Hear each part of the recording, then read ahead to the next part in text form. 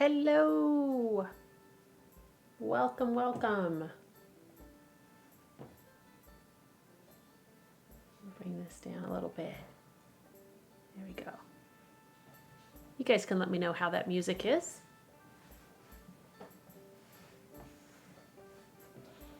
Hello, everybody. Welcome, welcome, welcome. All right. So, yeah, that means it's Tuesday night here in the land of Laura. Hope you're having a lovely day, evening, thing, wherever you may be. Oh, the music is completely gone. Hey, Bridger, welcome back. I'm glad you remembered it was Tuesday. Hey, Kate. Oh, did I kill the music entirely? Oh, let me check on that. Tell me where you are now. We'll give a moment for the lag to process. So, okay. Yeah, so tonight is a bit of, well, I have two topics, really, and we'll play them by ear on how people want to spend their time. First, I wanted to do a recap of my first year of having an author table at GenCon, which was a lot of work, a lot of fun, and I learned a lot. So I want to share what I learned so that you guys can jump right in to your live events in the future. Oh, how can you not hear me? That's interesting. I see my voice making the meter move. Huh. That's really weird.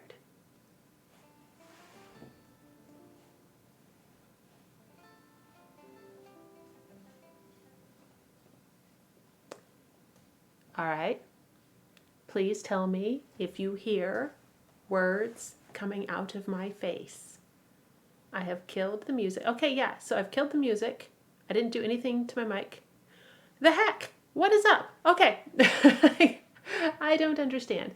So yeah, we're just not going to meet in the tavern tonight. We'll just hang out here. Okay. All right. Yeah, I don't know. I didn't do a thing to the microphone. I didn't change anything. I don't know. I got nothing. So, hi, it's Tuesday. I hope you're having a great day. We have two topics for tonight.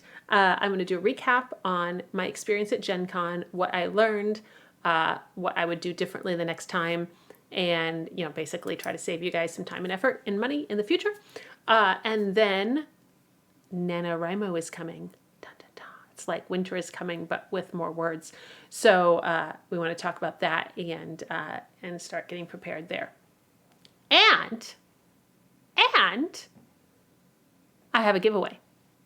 So let me get, now that I've cluttered up my screen with trying to fix the sound, let me get back there. Yes, nano season. Dun, dun, dun. All right. Hello, giveaway. Please activate. There we go. Okay. So I am giving away a copy of a paperback from Michelle Harper. It is a seasonally appropriate story. Zombie takeover. And this is not like gore fest or anything. This is character driven. Girl who is squeamish about everything and doesn't like the supernatural gets stuck in a zombie apocalypse. So how fun is that? So anyway, cover, see, fire. It's gonna be good. It's got fire. Yes. So Michelle has very generously let me give this away. Now I do have to be a little bit of a jerk, and I think Grace gotten onto this already. This has to go to a U.S. recipient. My international friends, tune in next week. Well, I will have an international giveaway for you. But this week, sorry, has to be a U.S. recipient for a variety of reasons, pretty much all relating to DeJoy. Hashtag thanks DeJoy. So yes. So yes, exclamation mark raffle will get you entered. If you are a subscriber, you get bonus tickets. If you are a follower, you get one ticket. You must be a follower to win. It's free, guys. Just push a button if you haven't already. There we go. So this will get awarded before we are done today. So within the next hour. So yes, thanks to Joy. All right. I know, right? And I actually know some of the board of directors too, but we don't have time for that tonight. Let me see if I missed anything in the chat as stuff is streaming by. It's much more active when everybody is hey, none of my chat is appearing in the stream, and I actually know why, because I had to change my stream key and my password and everything because of the Twitch leak this week. And so the lovely feed that feeds my chat is not showing up. So yeah, we're just going to do that, and I will just have to keep an eye on the chat coming across in the normal fashion. So okay, looks like everybody's getting their raffles in. Awesome. And yeah, so sorry, I'll fix the chat for next time. Speaking of, if you missed the news on the Twitch link, please make sure that you update your Twitch password if you have not already. And if you don't have two-factor authentication enabled on your account, first of all, I'll pretend I didn't know that. And secondly, this would be an excellent time to enable that not only on your Twitch account, but on every account that you care about. And if I need to do an explanation of two-factor authentication and why you really, really, really want it, I will take the time to do that. So there's your mom friend nagging reminder for the night. Okay. Yeah, there was a big leak from Twitch, and so just to be cautious, I changed my password, and then I changed my stream key, and then Twitch changed everybody's stream keys, which was definitely the right thing to do. But then I had to go through and change my stream key for everything again, and so yeah, all of that is fine. Abundance of caution, all of those things, but do utilize two-factor authentication on anything you care about. These are the rules. All right. Okay, so let's jump into password chaos. Yeah, unique passwords, people. Unique passwords. If you use the same password on more than one site, it's like having a skeleton key that opens up all the things. And, it probably isn't that critical for like your grocery list app on your phone. We don't really care about that. But things like, Amazon, your bank, all of this, these are things you care about. So, and Twitch is an Amazon company, just be aware. Okay. Where were we going? Oh, right. GenCon. So yeah, everybody throw your raffle in, and then I will talk a little bit about GenCon. So this was my first year at GenCon. Not at GenCon, but to have an author table at GenCon. Been going to GenCon for many years. Usually I am doing workshops with Elena. But this year I did 4 hours of seminars on Japanese history and fun stuff. And then I went to my table, and that's where I lived for the rest of the con. So I just would get people to bring me food and drink occasionally. That's the way to do it. Excuse me. I really think there needs to be, if somebody needs a side hustle to play with, we need some sort of food delivery service for people in vendor halls. I'm not sure how that would work, because you have to have a badge to get into the vendor hall, but I promise you there's a market there. So, because I was the only person at my table. Maybe in future years I will buy a badge for somebody to spell me. But anyway, so I have no way to do a comparison because this was my first year. However, the table to my left said it was their best year ever at GenCon, and they were a multi-year veteran. And the table to my right said it was one of their best years ever. And I have some ideas on that. They are not scientifically valid theories, but they are ideas. So first off, GenCon this year was very, very different because of, kind of a pandemic and things happening. So there was a mask mandate. They had attendance cap. So normally this is a con that gets, close to 90,000 people in a year. I don't remember what the attendance was this year, but they had capped it at much, much, much lower than that. And so there was a lot less traffic in the vendor hall and a lot more space in the vendor hall because they had fewer vendors. Tables and booths were spaced a little bit apart. Normally the author area is like, the tables are very, very crunched and moving through it is just physically difficult and very tight in a normal year. And this year, there was like space between the tables and the aisles were really wide. And I think that was a part of it, as people didn't feel crowded, people didn't feel uncomfortable. They felt like they could take their time and browse in the vendor hall, and they weren't being pushed past tables by the crowd and that sort of thing. So that's one idea I have about, it was a pretty good year for many of the people I talked to. Another one would be that people were just so darn ready to get out and get back to a con and buy stuff. So that's an option. And another one was because the con structure itself was so different this year, programming was a lot lighter than usual. Usually, oh my gosh, what's the figure? Elena, you might remember because we've done so many GenCon things, but it was like 35,000 events at a typical GenCon in the catalog or something. It's an insane number, whatever it might be. Yeah, Kate's saying, wide aisles, cosplay heaven. I know, right? Yeah. Anyway, Elena says there were fewer than 35,000 people this year at a con that's normally between 80 and 90,000. So yeah, everything felt incredibly different, a lot more spacious, a lot slower.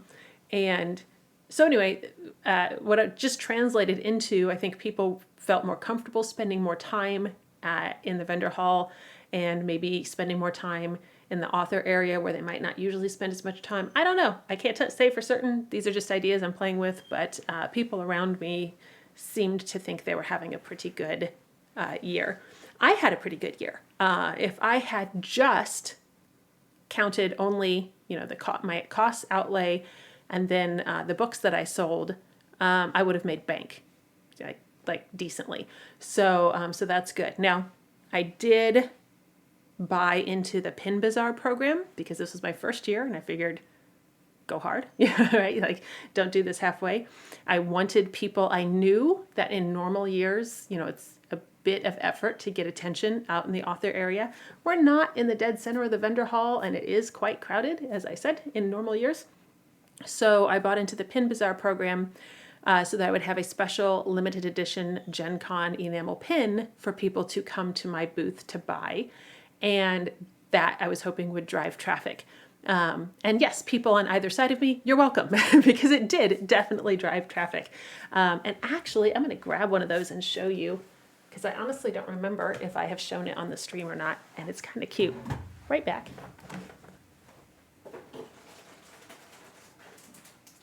So, this is my limited edition pin. I'm really hoping it's going to show well on the camera. A little bit, sort of. His face is not. It needs some reflection there. Okay. His face is not in fact black, as I think it's showing up on the camera. His face is kind of chromy. Yeah, I can almost get it. It's just not going to show really well. But he's a Pendragon, right? There we go. Okay, there you can see it. His little pen nib head. And his quirky little expression, he's very cute. Carmada Arts, who also streams, and you can check her out here on Twitch. Carmada Arts did this art for me, and Kate and Elena helped with the base ideas, so thank you very much. Yeah, anyway, a little book pen dragon made out of bookmarks and pages and all the fun things. So people came and played with it, and what is it? Oh, Elena says about 19,000 official unique events and more unofficial in 2019. So yes. All right. Okay. Thank you for that. Anyway, so people came to buy the enamel pin to fill out their collection, and then they had, get so many pins, get access to rare pins, and all the thing. It's a whole event for some people, and so they would come to that. And this was not a cheap buy-in, but I knew that it was not a cheap buy-in. I knew that it was me just basically, like, this is money I'm going to experiment with, and I'll make it back or I won't. I made most of it back. I would still like to sell some additional pins. If anybody likes them, let me know. I do have some to sell, and I'm so close to breaking even on these. But I'm just being really honest that if I had not done this, I would have made money. But on the other hand, bringing people to my table, was because, was helped because of this. So, who's to say I didn't run a double-blind controlled experiment. The way I did this, and there are other things you can do, buying into the pin program, you did get to set the price for your own pins. And I sold this as $10 by itself or $7 with purchase of a paperback. So people who just wanted the pins would come up like, no, give me the pin, go, buy, great, thanks. And people who were like, oh, there's a pin, oh, there's a discount with a book, well, I'll look at the books. And sometimes they didn't buy a book and they paid full price for the pin, and sometimes they did buy a book and then I sold both. So, hard to say. Yes. Oh, yes, I also have cosplay pins, and I'm not sure that I have those in a convenient place to grab, but Elena, if you want to throw a link to one in the chat, that would be legal and acceptable. Elena had some cosplay pins that I also carried at my table, and those are also still available. Okay, where was I going? Hold on, I got distracted by pins and dogs. Anyway, so the opportunity was there. I knew GenCon was a huge market. I knew GenCon was a fairly targeted market. And I think, yes, it was definitely worth my time, and I will be going back and doing it again. All right, there we go. Elena's got the cosplay pins going on. All right. Something I realized partway through, but I didn't want to stop and try to reconfigure my entire system 2 or 3 days in, was that I was undercharging for the GenCon market. Hey, you're a very cute dog. You need to go sit down because I'm busy talking with my friends right now. Yeah, can you hop up in your place? Get up there. Go. Go. Okay, bye. Life's hard. She's probably cranky because nobody's downstairs to let her outside when she wants to go out and bark at things. So, so I am used to library fairs, the occasional craft show, things that are not, the geek market. I don't do a lot of conventions, I don't do a lot of cons as an author. I go for cosplay or for other things. And so I had priced everything the way a library book fair in the Midwest runs, because I'm used to people picking up a book and going, oh, paperback for $10. That seems like a lot, That is not the case at GenCon. People at GenCon are used to spending money in the dealer room. And I don't want to, undervalue myself, but I was feeling, like I should probably price things the way I'm used to pricing things, and trying to compete. And that was something I didn't have to do. I could have charged a more market level price for my work. So for example, I had a GenCon special with the book Con Job, because it's a murder mystery set at a geek convention. It seemed like a good fit for GenCon. So I just said, look, special, here's all the paperbacks of Con Job are $8 for the weekend. I sold a lot of copies of Con Job. I don't think people bought it because it was on sale. Most people didn't even ask the price. They just pulled out their credit card and I would tell them the price. They're like, yeah, that's fine. And it wasn't even processing. So there was no reason I needed to discount that book. So in the future, I'm certainly not going to, take advantage of people and jack up the prices. But I don't feel that I need to try to outcompete. The problem with trying to compete on price anyway is that, this line is not original to me, but I loved it because it sums it up so well. If you race to the bottom, you might win, and that's bad. So in some venues, people are absolutely shopping on price. That's not what I would prefer to do. I write good books. I write really big books. If I have a book that's 180,000 words, it needs to cost more than somebody else's book of 70,000 words. That's how that works. And that's not just the value of me typing. That is, it costs more to print that, and it costs more to ship that, and all of those things. But yeah, GenCon, people were shopping much more on, does this fit the kind of thing that I like? Yes, no. and that was their flowchart. Like the price really wasn't a factor. I did have a number of people, and this felt great. I had a number of people buy book 1 of the Shard of Elan series, and then they would come back the next day and pick up books 2 and 3. That feels awesome.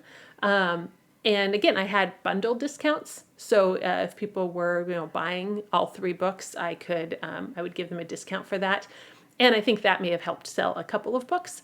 But for the most part, I didn't need to try to compete in price. What I needed to do was, emphasize what my books were, and then let people identify, this is what I like, or that's not really my thing. I'm more into sci-fi at the table next door. So yay, second day read through, right? Like that is, there was never a time that doesn't feel awesome. Yes. So that was fantastic. Definitely liked that. So things that worked well that I will definitely do again. I ordered myself some banners to hang on the wall behind me. GenCon has a bit of a different setup that no place else I go has, which is they've got they're art panels. I don't know. They're the things you hang up at art shows to put fine art on. But they're modular walls that snap together. And they have those at an angle, kind of making a little V behind each table. So instead of I did take, I have a floor banner that I took, and I set that to one side. I don't think that actually did that much for me. It just made me look, like gave me a hard edge to my table. But and if you were on the stream when I was doing my GenCon prep, and you got to see these banners, but I bought 2 3x3 banners that then could hang in without hang against the wall in that corner, and those were very. They had my book covers. All the background art was from a cover, so I was trying really hard to go for tone there. Again, I've said it a few times. I'm going to keep saying it. Half of marketing is filtering out the people who are not your target audience. So if people are walking by, look at my banners and keep going, I've done my job. I saved their time. I saved my time, right? Yeah, most Gen Con attendees go planning to shop, unlike mini cons. It's a huge retail con. Absolutely, and that is something I failed to take into consideration when I was planning, but I will do better next year. So I was actually really, really happy. Gen Con is a local con for me, and I was there for 4 days, and 2 of the days I took additional stock from home when I went in because I was burning through stock. That's a real good feeling too. That's a real nice thing. And I'm thrilled that I'm local, so I don't have to pay to ship that by plane or whatever. So also on my tables, I have a little pop-up banner on the table for the Songweaver's Vow. And that is the book cover and the tagline. She tells Greek myths to entertain Norse gods until one of her stories leads to murder.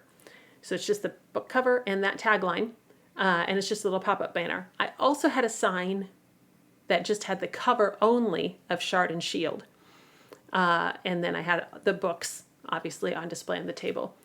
Songweaver's Vow was my best seller for the weekend. I think there were several factors that led to that. 1, it's got a pretty good cover.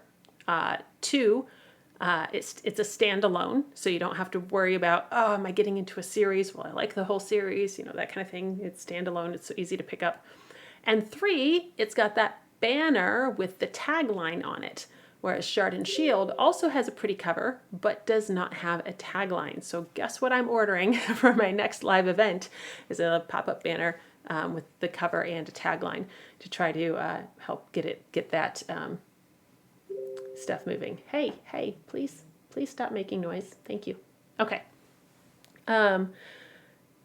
If you were on during my Gen Con prep stream, you may have seen me putting together my fiction sampler, and that was fun. We settled on a chocolate box theme, so it was all done up like the cover of the book is done up like the top of a chocolate box, ribbon and everything.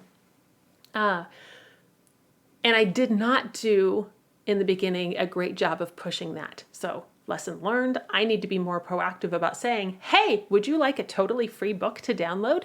It's right here. I don't ask for your email address or anything. It is 100% free. Go.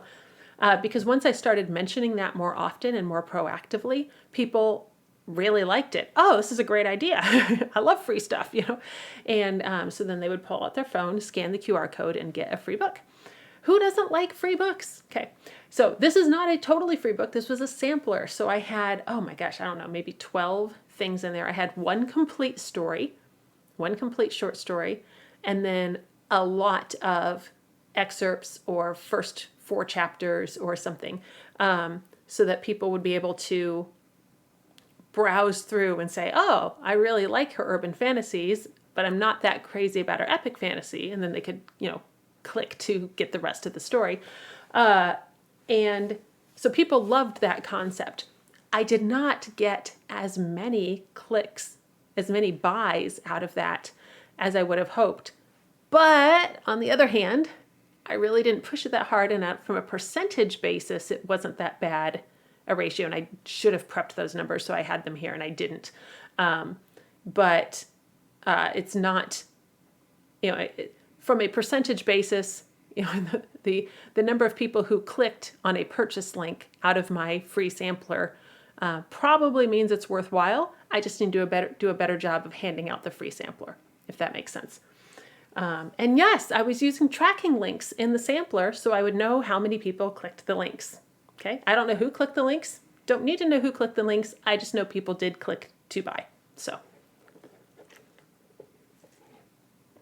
okay. Yeah, and then as I mentioned, I'm sorry, just quick checking my notes.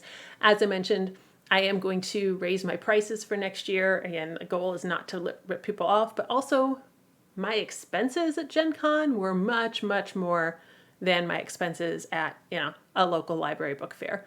If I go into, there's a public library in the town south of here that does a book fair, you know, annually, invites authors in to sell, and that doesn't, I think that one, it doesn't even cost me anything. Like, but most of the places that I do need to buy into, we're talking a very, very minimal amount, and it's hundreds of dollars to get a table at GenCon. So, you know, it's not unreasonable to raise my prices by a few bucks. And I had at least 4 people tell me during checkout, "Oh my gosh, your prices are so low. Are those right? Is that the right price?" And when people are telling you, well, as they're paying you, that your prices are too low, you should probably just believe them. So, yeah. I want to answer any questions that people have about GenCon. I have done a lot of live events and have typically been pretty successful. Frequently at an author fair or something, I will be one of the more successful tables. And I feel like I've had some pretty good experience, and I brought a lot of good experience to GenCon. But again, yeah, I knew it was going to be a very different venue, and I'm like, oh, now I have learned more things to make it better for me the next year. But yeah, I will need to. I will be doing it again, and I'm just going to be making some modifications to make it even more efficient and more profitable, and maybe a little bit more fun because. You know, I don't mind being the only person at my table for the most part, but sometimes I need a toilet break. So probably going to buy a badge to have somebody else available to help me. Kate volunteers to be my food runner. Great, Kate, you're booked. I'll see you next summer. I've got your badge. See you then. Okay. All right. All right. Does anybody have any questions about, you know, live events in general or GenCon in specific? Or anything like that. If not, we will go on to winter is coming, NaNoWriMo is coming.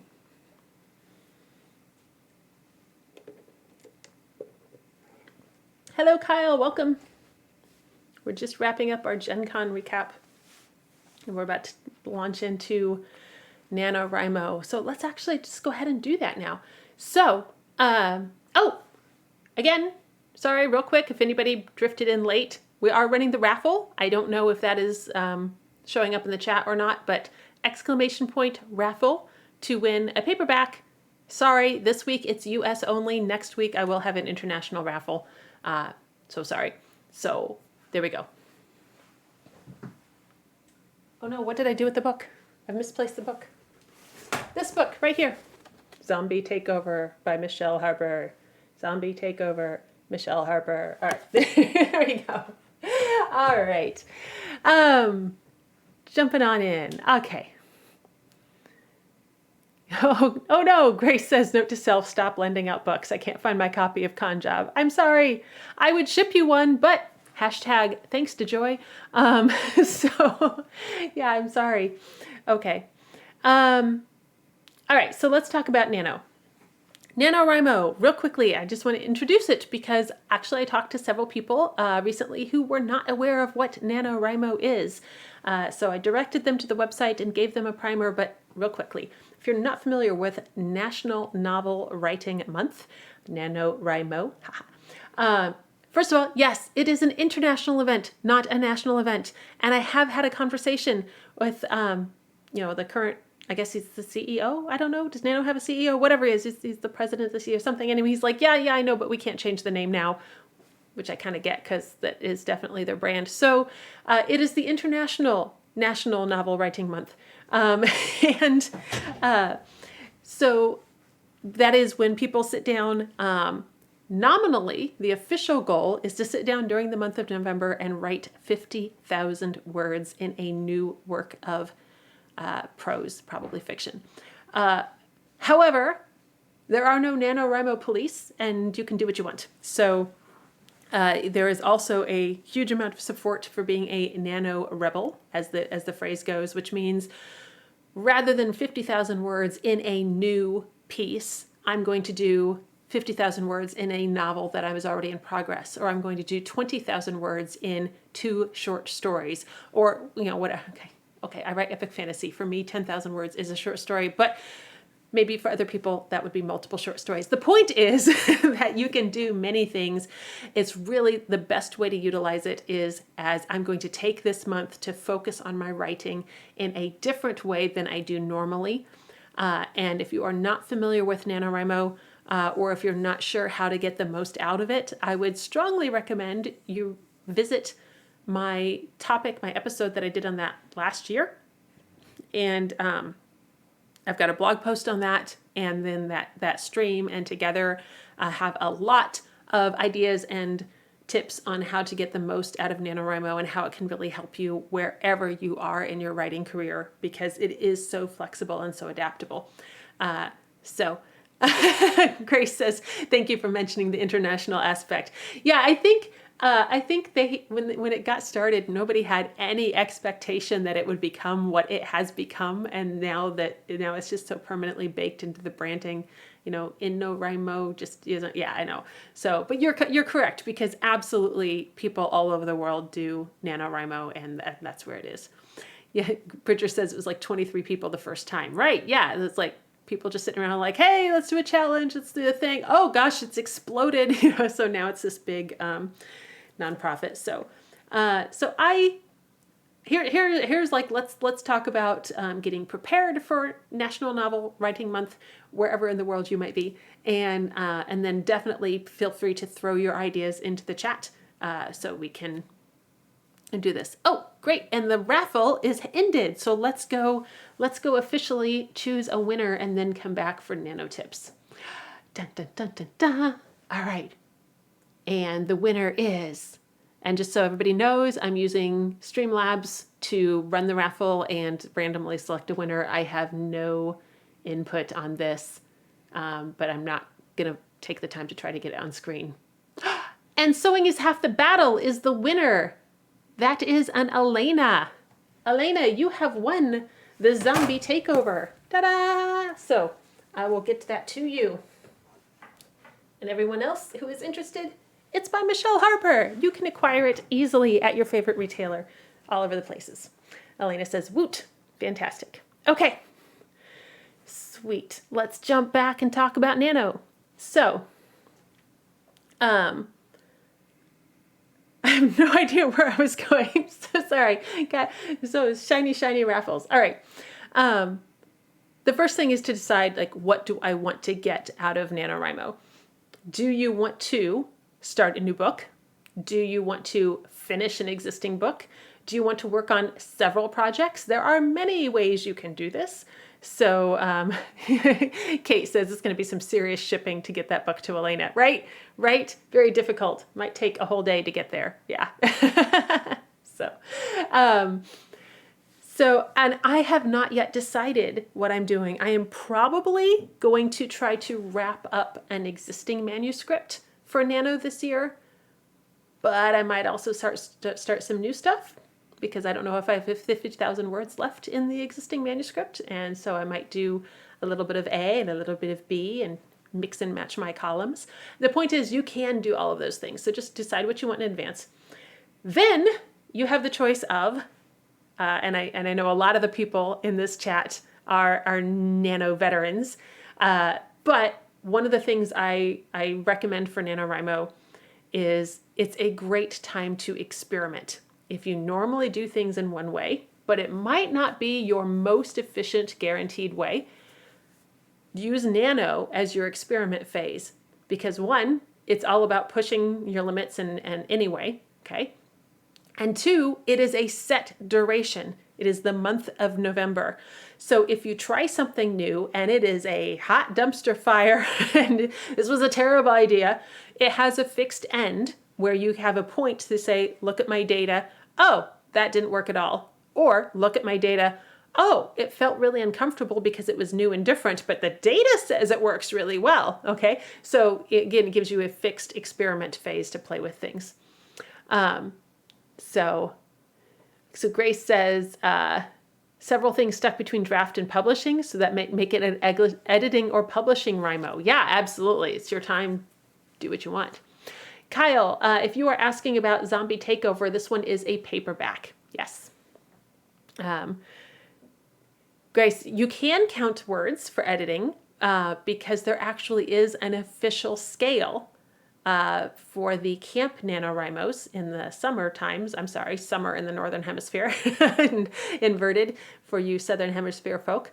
And I can't remember offhand if it's 1 hour equals 1,000 words or something like that, but there is an exchange with an official exchange rate. So you can either be a total rebel and be like, I do what I want, or you can count your editing hours and convert them and log your word count in that way. So, oh wow, Bridger is going to experiment with pantsing. Excellent. So yeah, again, Nano is the perfect time to experiment and just see what happens, which is terrifying. Yes. Yes. Welcome to the land of discovery writing. It'll be fun. We have chocolate. It's fine. And Kate says, pants party. Woo. All right. So, okay. So if you are not Bridger and you do need to plan, maybe make an outline or a list of bullet points or whatever is the way that you plan ahead for your writing, October is a great time to be doing that. So you're not sitting in November going, I wonder what I'm supposed to be working on. Okay. And even if you are a pantser, either by habit or by experiment, you can still have some bullet points that you're still a pantser if you have a premise and a place to go. You still get to sit in the pantser table. So. Awesome. Bridger says, I would like you to know that I typoed that as I am experting with. So I will take that as a Freudian vote of confidence. Sounds fantastic. Let's do that. Even if you are not planning ahead for your story, so you're not doing outlining, you're not writing bullet points, you're literally just going to sit down on October 31st at 11:58 and chug an energy drink and see what happens. Okay. You still can be doing some planning in October for NaNoWriMo. Except, Kate says, and planning during October will distract you from angsting over your forthcoming book. Yes, and we will be talking about that forthcoming book later, so go eat some chocolate right now. Okay, Kyle asks, have you ever Blitzkrieged an entire chapter of a novel in one sitting? Absolutely, because chapters can vary a lot. Frequently, the shortest chapters I ever do are about 1,500 words. Those are pretty darn short for me. Again, my genre tends to run long. If I were writing, contemporary romance or cozy mystery, that would be a long chapter, right? But I can do 1,500 words, in an hour if I'm have a clue what I'm doing. So you can do that, but I need to emphasize everybody's different, right? So I know people who sit down and write 200 words, and that's a complete writing session for them. And I know people who sit down and write 8,000 words, and that's a complete writing session for them. And I can be both of those people on different days. It just depends how much I've eaten lately. Okay, so yeah, again, and this is where I'm getting to about planning, is I can sit down and say, okay, I need to set aside time for writing, because if I just wait for time to open up to write in, it's probably not going to happen. All right. So I need to set aside time to write. So is that going to be in the morning for you? Is that going to be in the evening for you? Do you have a commute where you sit on a public transportation seat and that can be your time? Or do you need to like nestle into your favorite easy chair with your super special writing blanket on your lap? And I am not judging. Not at all, because I have writing routines too. But just, you need to sit down and plan, where am I going to fit writing into my day? So quick check here. Grace says, I have a whole pile of new paperback and hardback editions to format. Yay! An hour a day is going to get a good chunk done. Yeah, exactly. I've done a 10K day twice. Several 8K days over the years, but 2K is more usual. Yeah, and honestly, like, I think my biggest day ever, and this is insane, and I don't recommend it, I want to say was 17K. I don't know. I didn't actually write it down. But I cannot maintain that. Oh my gosh, I couldn't write it all for a couple of days after that, okay? Like, there's no point in hitting an insane number to just burn out, right? Think about sustainable. Think about what is actually going to be efficient over the long term, not what's efficient for today. And that's I'm going to be more productive over something with something I can sustain than oh yay, I got the bragging rights for today on the forums for having a big number, but now I can't actually do anything for the next couple days. So 19K in a day, Bridger. Oh my gosh. That's like a lot of fingers. Kate's wrapping yourself in a blanket. No idea what you're talking about. Oh, hi, Shai. Welcome. I have a lower word count, but I do a ton of research. Yes, yes, yes. And again, research is stuff that you can get done in October. So in November, I've got all my facts packaged neatly into, my notes, and I can just blitz through things. Absolutely. Okay. Bridget says, oh yeah, I can't maintain it at all. That was a panicked burst of can't work on scary project A, and therefore I'll be very, very busy with less scary project B. Why do you think I have multiple writing projects going at a time? Absolutely. Yes. There we go. Yeah. And Grace did do 50K in like a week sitting in Rotorua or something, which was amazing. She says it kind of burned me out, but I did really enjoy it. Yeah, that's the thing, is I can get high off those really productive days, but that doesn't mean, me personally, I can have some really, really productive days, but that's not efficient for the long term, because it's like a spike, but then a lot of recovery. And, just, again, find the system that's working for you. And if you have a day when you're extra productive, fantastic. And if you have a day when you're less productive, it'll average out. It really will. So, hi, Joe. Welcome. Joe says, I try for 1K, and if I get it, then I don't feel guilty. Yeah, and honestly, you don't have to feel guilty if you miss the 1K too. Like, there are no NaNoWriMo police. They will not kick in your door and take your laptop. Okay? Like, the whole point of this is to push yourself a little bit out of your comfort zone and experiment and see what works for you. And if you're like, okay, I didn't experiment and that doesn't work for me, cool. Now we know. And if you didn't experiment and it does work for you, cool. You have another tool in your toolbox. And if I didn't make it to 50,000 words, but I did make it to 32, that's 32,000 more words than I had when I started. So still a win. Okay. Yeah, there we go. Yes. Yes.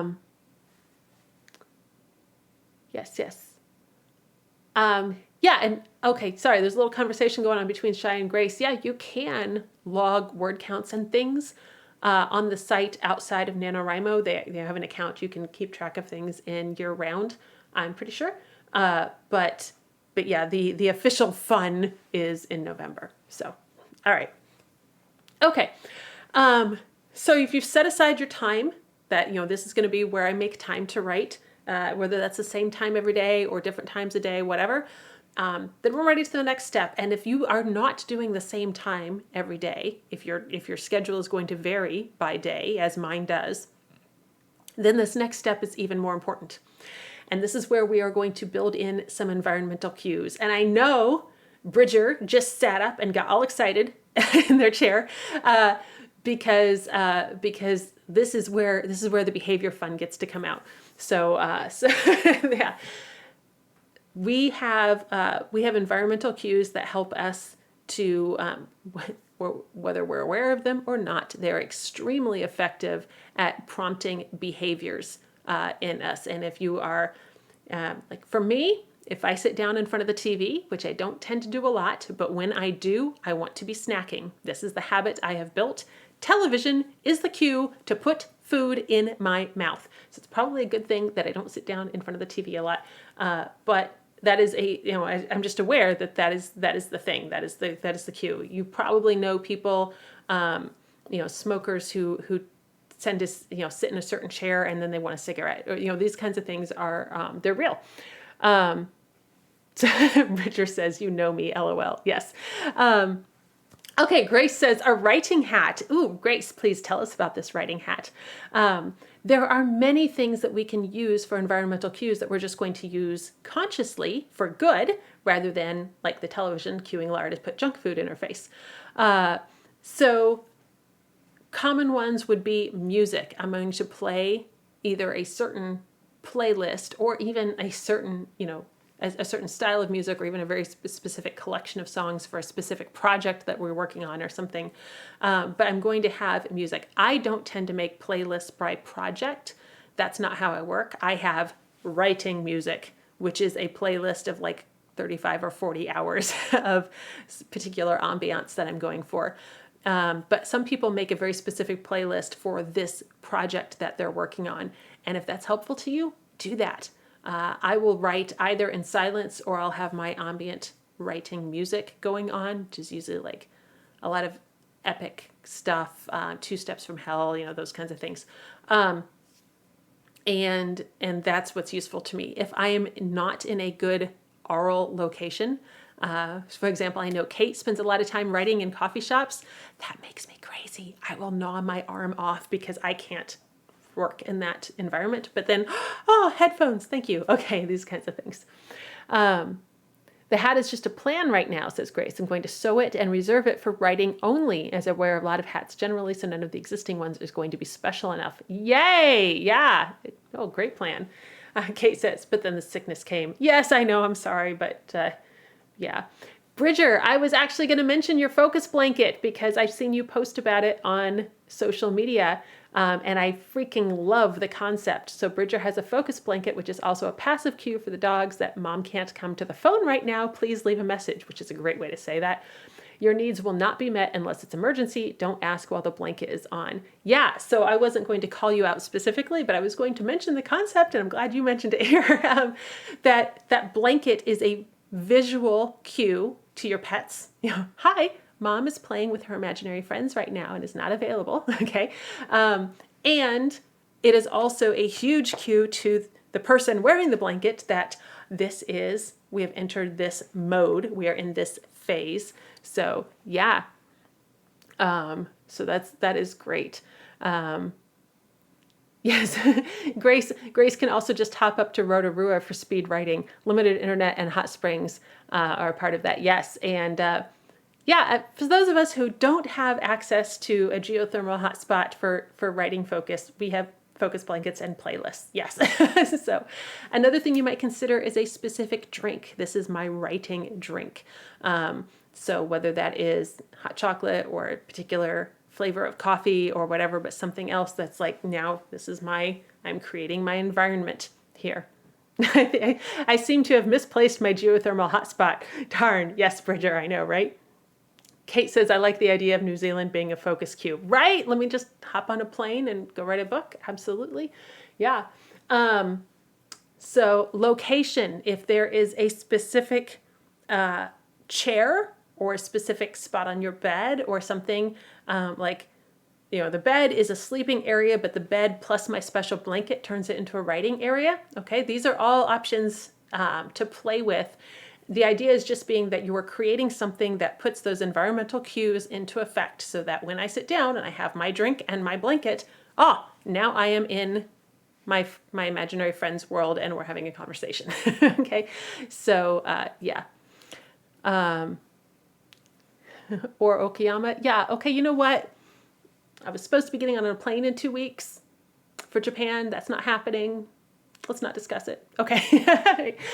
Bridger says, in theory, I was supposed to have a work laptop and a not work laptop. Yeah, that's probably a little bit more expensive option than the blanket or the coffee, but it is certainly an option. And I actually do know people who do that. Yeah. Bridger says, but that lasted about 5 seconds before I was 0.5 seconds before I was like, this is very inconvenient. Yeah. And, Grace did first 3 nanos on one particular couch that ordinarily I never spend that much time on. Yeah, so these are things like pull in things that will just help you to focus. And we know these are things that work. Like, people with insomnia are warned not to do a lot of work in the bedroom because it messes up the bedroom cues. Is this sleep time or is this work time, right? So keep those environmental cues as clean as possible. Make it really, really obvious when you're sitting down to write. And then that means when you sit down to write, we're not going to alt-tab over to the work email. No, we are not, okay? The blanket, the drink, the music, all of these things mean that we are working on writing fiction. We are not dealing with work email. These are the rules. Okay. Oh, yes, Grace points out Alpha Smart. Yeah. And Bridger's chiming in as well. And that's a really good way to avoid alt-tabbing over to the work email because it's literally just a word processor with nothing else and it won't allow you to cheat. Right.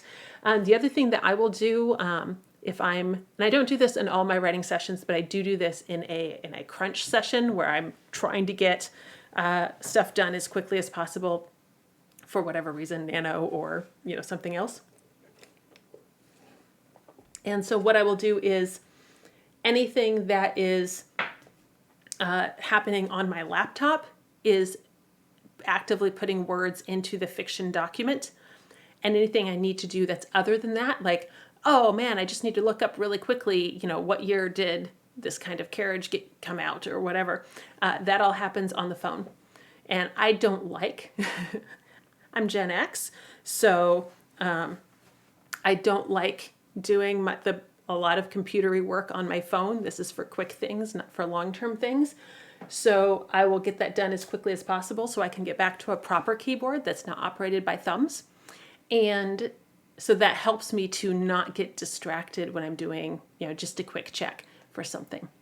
So Kate says, oh, I do have a separate writing laptop. I should try this. Yes. All right. And stay focused for Chrome, Bridger suggests. Do I have enough self-control to avoid checking Facebook? I do not. Do I have enough self-control to push a button that says, don't let me access Facebook for the next 2 hours? Yes, I do. Fantastic. Yeah, utilize all kinds of tools. We are the bosses. So, oh no, random ad break. I'm so sorry. Yeah, actually, I don't have a lot of control over those, but if you subscribe, you will not get the ad breaks. I can control that. I do have ads turned off for subscribers. Sorry, guys, that's the best I can do. So I need to look into a Discord blocker, says Shy. Yes, or it's just I will be known to I will sometimes close apps that I just don't want coming into my work zone. Yes. So, all right. And Focus Mate, Grace chimes in. Be good. All right. Okay. All right. So hopefully the ads are over, and with any luck, it will actually pick up where it left off and not just have lost that period of time under the ads. I'm really sorry, guys. So No, Kate says, I'm sound out of all my social accounts on my work laptop, and since I can't remember my passwords, I can't log on. That's hilarious and excellent, and I kind of want to recommend LastPass to you, but also I kind of want you not to log into your socials on your work laptop so you get more writing done. There we go. So, all right. FocusMate is a co-working space online. Grace is clarifying that FocusMate is a good option. So that is good too. Yeah, and this is another one of know yourself and know how you work well. I do not work well at group write-ins. That is not a thing that helps me get stuff done. I will do group write-ins as a social event, knowing that I will not get writing done, specifically to support other people who are benefited by group write-ins, okay? So I will go to them in a Nano year. This year, again, there are no live write-ins for NaNoWriMo. There are no official live events for pandemic reasons. But you know, in previous years, I would go to the group writing event knowing that I'm going to get like 200 words down instead of a couple thousand. And but I would be really helpful and supportive of the other people, and then I would go home and write. Right? But I know other people who are really efficient and benefit from those group write-ins. So again, is a know yourself and set yourself up for success there. So, sorry, I'm checking. I have an old slow netbook that is good for writing and minimal research, but will freeze up on distracting sites. Grace, that's awesome. Yeah. So I just need this to, what am I trying to say?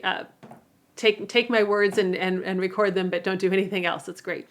Bridger says, I can do text-based word wars and love them, but I super suck at in-person write-ins of any type. Yeah, I'm just not.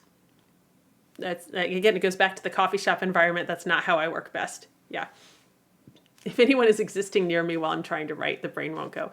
Yeah, I don't know. It's just for me, the social cues are there are people around me. So I need to be thinking social thoughts, and I want to be supportive of those people and help them. And, oh, okay, do you need help with this thing? Do you need a drink? Whatever, I can refill your whatever for you. And then I go home and I'm like, oh, quiet space, now to work. Okay, that's just, you just need to know how you work. So anyway, oh my gosh, we are closing on time. So if anybody has any more tips or questions or comments or anything, throw them into the chat. But yeah, so we are closing on Nano, and I just wanted you to be planning for that. And there we go. And what? I feel like there was something else I was going to tell you guys, but I have no idea what it was. But next week we will have another raffle. So invite all your friends. And if you would prefer to avoid ads in the future, please consider subscribing, because I can't stop the ad breaks, but I do turn the ad breaks off for subscribers. So there we go. And that, I think, is the info that I had for you. So you hop over to, we are going to go raid the Elena. Our raid call is Everything is Connected. And please come up. Thank you. Waffle. Yes.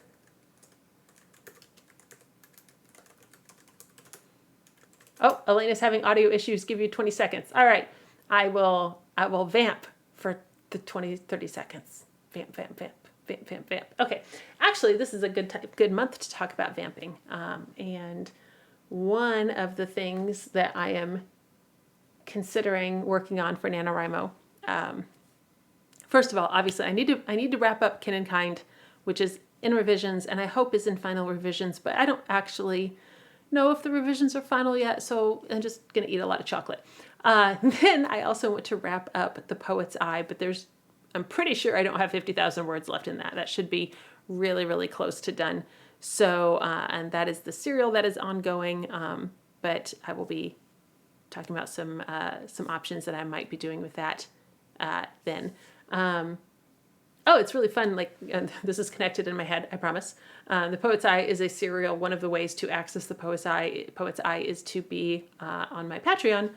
And my patrons today are getting to vote on what they want for October, because I everybody at Fate Tier and above gets a new short story or audio release monthly. And I don't usually try to do something seasonal, but you know, there are some months where seasonal just makes sense. Like December is the seasonal month. You know, it's the seasonal month. You know what I mean? It has a major holiday that people tend to know about.